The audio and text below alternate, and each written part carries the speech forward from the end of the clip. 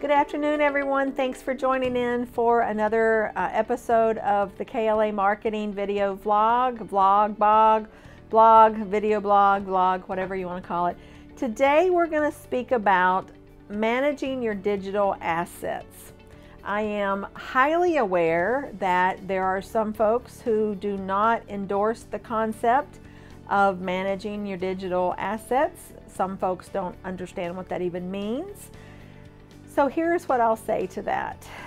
I know, as sure as I'm sitting here, that over 70% of folks, individuals who purchase legal services or other professional services jump on the web first before you ever hear from them. So it could be a situation wherein you have a buddy that's having coffee or a beer with another buddy, and they get to talking about an issue, and they say, oh, you need to call Kimberly Rice. She knows how to handle that. And before they ever call Kimberly Rice, they are going to either look on our website, klamarketing.com, or they're going to look Kimberly Rice up on LinkedIn, or they're going to Google Kimberly Rice and see what they find. But that is the reality of where we live today. So for folks who resist or refuse or reject that thinking, that's certainly your prerogative. But what I know for sure is that that is the reality. There's empirical evidence, and there's actually a lot of studies that have been shown. And I think the last statistic I saw with legal intelligence was that over 70% of general counsel, for example, consult digital assets for the attorneys or the professional services providers they're looking to retain, to check them out, to check their profiles out, to see what kind of representative matters that they have handled before they ever reach out to you individually. So being that is what it is, I want to share for a few minutes about the concept of managing your digital assets. So many times when I'm teaching CLEs across the country at the various bar associations or in firms and professional services firms, I hear, I don't have time to do any one more thing. And I completely understand and respect that with the billable hour requirements. So I have good news for you today. Number one, write down this word, Hoot, H-O-O-T-S-U-I-T-E. Hootsuite. It is an app that is an aggregator.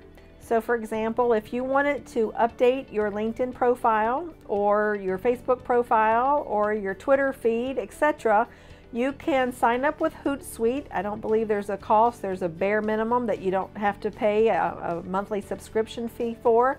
And if you want to update one of those, and there's others, there's Instagram and Google Plus, Business Plus, there's all other type of aggregate apps that Hootsuite can populate. But the point is that it saves you a lot of time that you don't have to go to each of the apps, and instead what you would do is you would upload it to one of the platforms, social media platforms, and Hootsuite will populate the others. So it's a great time-saving tool. The objective, however, is you don't want to upload something to your LinkedIn profile, and you can like things from your connections, or you can actually forward or post a blog that someone at your law firm has posted, etc. And that's fine, but there's no real SEO value to that.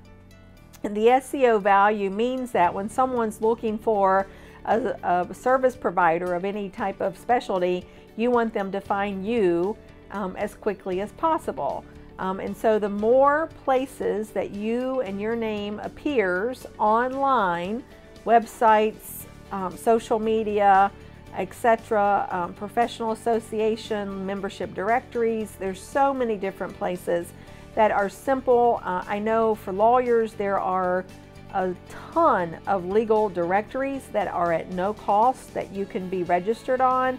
Avo.com is one, Martindale Hubble is another. There's a whole list. I'd be glad to share them with you. If you want to send me an email, I'd be happy to share those with you, because each one of those is what we call Google food.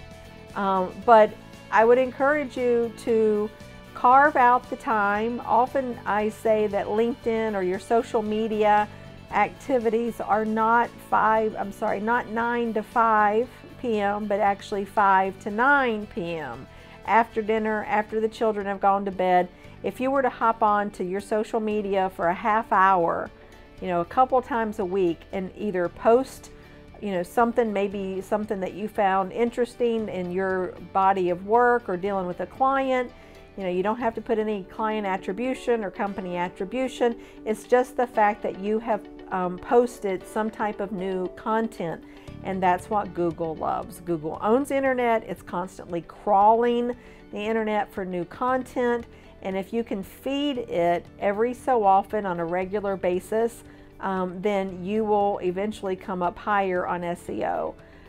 So that's number one. Number two, oftentimes we have assistants or support staff that we don't fully utilize. And so I've worked a lot with clients who entrust to their support staff to load things for them.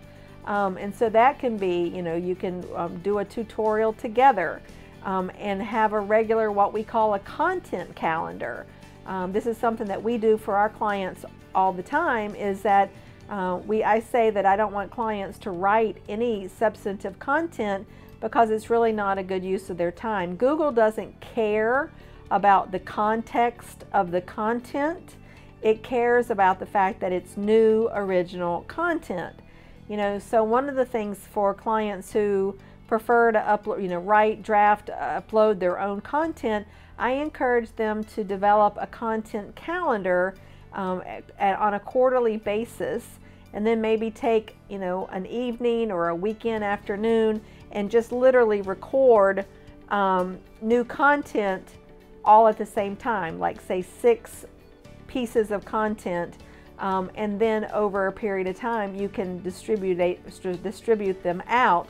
It doesn't have to go all out at the same time. However, you have done your part by recording it or drafting it, and then that job is done for the quarter. So that's a way to consolidate any drafting, and then you can have that chore taken care of a quarter at a time. A third way is if you work in a firm that has practice areas, you could split any drafting or recording among your colleagues. So say if you have a 3 or 4 attorney practice area, or a 20 or 30 attorney practice area, you can give everyone an assignment. Once every quarter or every 2 quarters, they're responsible for content, and that way it kind of stretches out the responsibility and lightens the burden of drafting and developing new content on any one person. So there's many ways to manage your digital assets, but the number one key is regularity. And that kind of folds back into our secret sauce.